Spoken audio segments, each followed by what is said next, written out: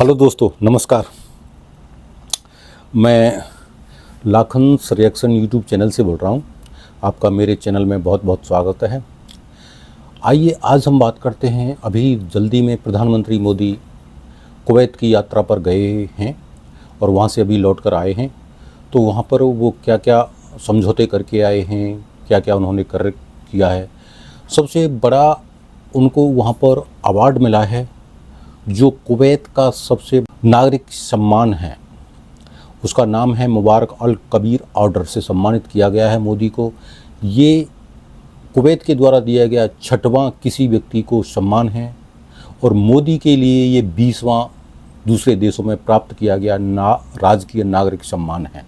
वहाँ के invitation Sheikh muscle अल अहमद अल जबेर अल Sabah नाम के अमीर हैं, जो अपने देश को चलाते हैं। उनके द्वारा ये इनवाइटेशन हुआ था। ये इनवाइटेशन प्रधानमंत्री मोदी के लिए एक बड़ा सम्मान था।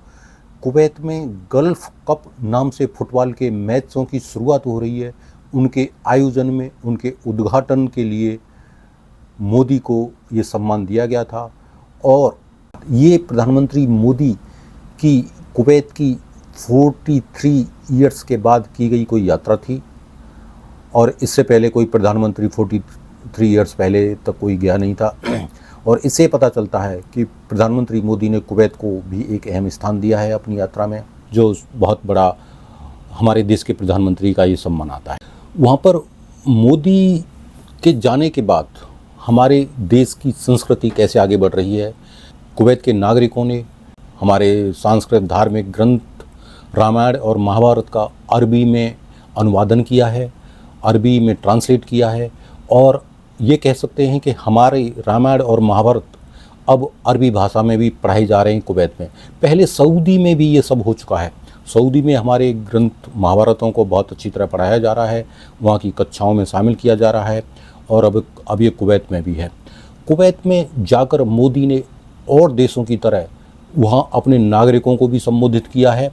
हाला मोदी के नाम से वहाँ पर वो हमारे भारतीय कामगारों से भी मिले हैं और वहाँ पर उनके साथ बैठकर गपशप की है, बातें की हैं, उनके हालचाल जाने हैं, उनके साथ बैठकर खाना खाया है हमारे देश के प्रधानमंत्री ने।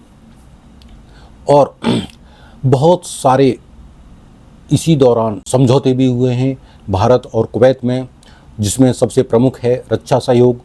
रक्षा सहयोग में दोनों देशों के बीच में MOU साइन हुआ है, जिसमें संयुक्त सैन्य अभ्यास कर सकेंगे, रक्षा कर्मियों का प्रशिक्षण हो सकेगा, तटीय रक्षा और समुद्री सुरक्षा भी शामिल है इस उसमें।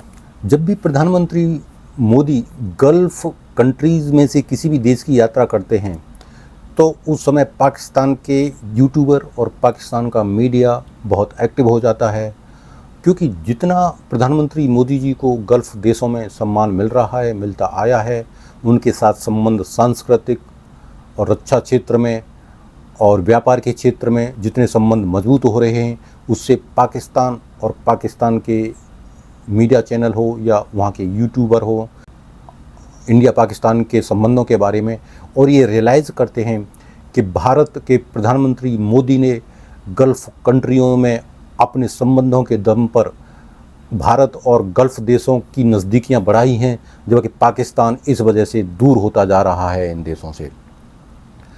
और इसकी वजह यही है कि हमारे भारत के जितने भी नागरिक हैं वहाँ पर काम करते हैं, वो काम के अलावा और गलत एक्टिविटीज़ में शामिल नहीं होते, जो कि पाकिस्तानी और बांग्लादेशी वहाँ पे क्राइम से लेके हर तरह के बुरे कर्म में शामिल होते हैं। उनको वो सम्मान नहीं मिलता। वहाँ पे नौकरियाँ जितनी हमारे भारतीय लोगों को मिलती हैं वो और लोगों को नहीं मिलती हैं। मोदी का सम्मान इस बात से अंदाज़ा लगाया जा सकता है कि वहाँ के जो रूलर हैं, वहाँ के जो शासक हैं कुवैत के, वो प्रधानमंत्री मोदी जब वहाँ पे पहुँचते हैं तो उनके लेने के लिए एयरपोर्ट जाते हैं और विदाई करते हुए भी वो वहाँ पर पहुँचते हैं।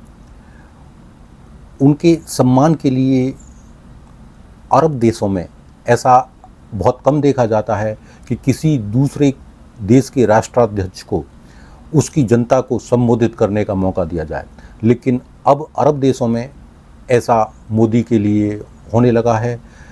पहले संयुक्त अरब अमीरात में भी प्रधानमंत्री मोदी ने दुबई में भारतीयों को सम्मानित किया था, और अब कुवैत में भी जाके उन्होंने हाला मोदी के नाम से भारतीयों को सम्मान किया है। उसमें अपने देश की उपलब्धियां गिनाई हैं और बताया है कि हमारा भारत देश किस स्पीड से विकसित भारत बनने की तरफ जा रहा है, और ये हमारे देश के प्रधानमंत्री के नेतृत्व में ऐसा संभव होता दिखाई दे रहा है।